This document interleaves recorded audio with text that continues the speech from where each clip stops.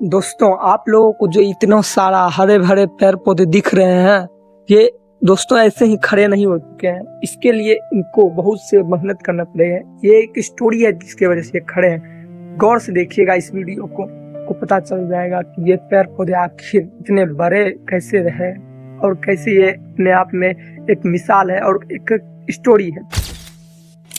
क्या आपने कभी सोचा है कि जंगलों में इतने सारे पेड़ पौधे आखिर जीवित कैसे रहते हैं? क्या आप उन्हें पानी देने जाते हैं? क्या आप उन्हें किसी प्रकार का जल या खनिज या कोई खाद देने जाते हैं? नहीं। वो पेड़ जीवित कैसे रहता है? यदि आप ही आसपास में देखें कि कोई पेड़ पौधा आखिर जीवित कैसे है, क्या आप उसे पानी देने जाते हैं? नहीं।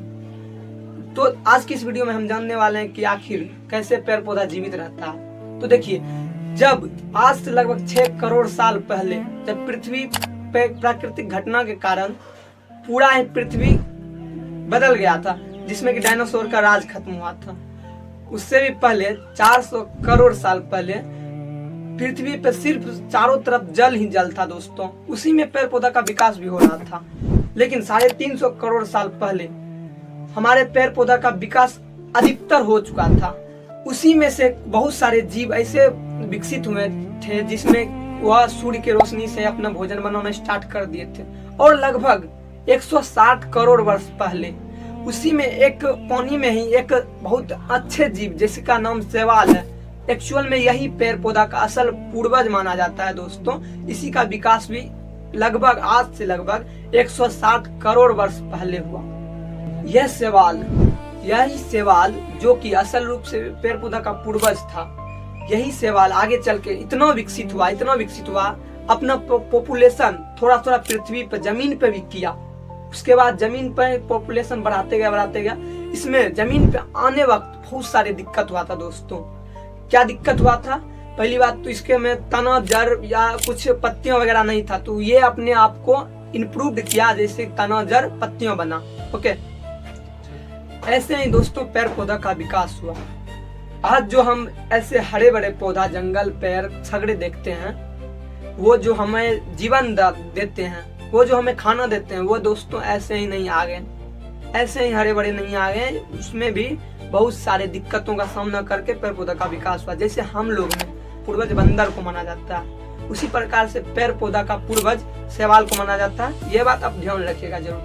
अब बढ़ते हैं हम अपने असली टॉपिक की तरफ, जो कि है पेड़ पौधा भोजन कैसे करते हैं। तो देखिए, पेड़ पौधा मुख्य 4 चीज लेते हैं भोजन करने के लिए। मुख्य 4 चीज आवश्यक होता है।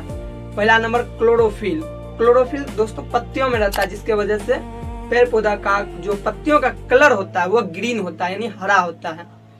दूसरा नंबर सूर्य का प्रकाश, ये दोस्तों बहुत ही ज्यादा आवश्यक होता है। तीसरा नंबर जल, जो कि वह पेड़ पौधे जड़ से लेते हैं, जल वो आवश्यक होता है। और चौथे नंबर पे आते हैं CO2।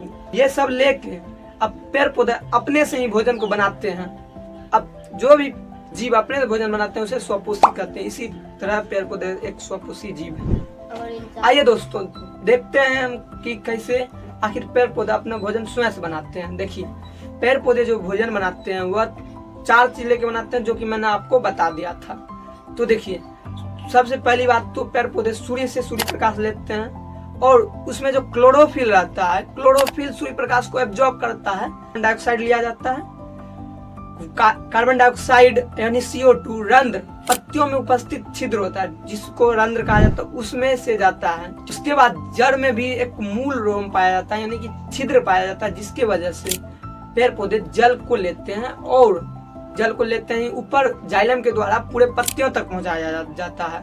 उसके बाद लास्ट में लिया जाता है, क्लोरोफिल के मदद से सूर्य प्रकाश को एब्जॉर्ब किया जाता है।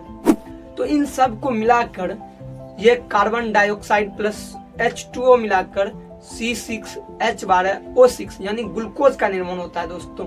असल रूप से ग्लूकोज ही किसी भी जीव शरीर के लिए खानों में बनता है, ऊर्जा देता है। ओके, यह शोषण के दौरान ग्लूकोज टूटता है, जिसके वजह से ATP के रूप में ऊर्जा बनता है, जिसके वजह से हम और पेड़ पौधे कार्य कर पाते हैं। दोस्तों, एक्चुअल जीवन में प्रकाश संश्लेषण हमारे ऊपर भी लागू होता है, यानी हमें भी उसका आवश्यक होता है। जैसे कि पेड़ पौधा जब प्रकाश संश्लेषण करते हैं तो उसके दौरान जल ऊपर चढ़ता है, जिसके वजह से नियमित रूप से बारिश होता है दोस्तों, और वायुमंडल को सुरक्षित रखने का काम करता है प्रकाश संश्लेषण यानी पेड़ पौधे।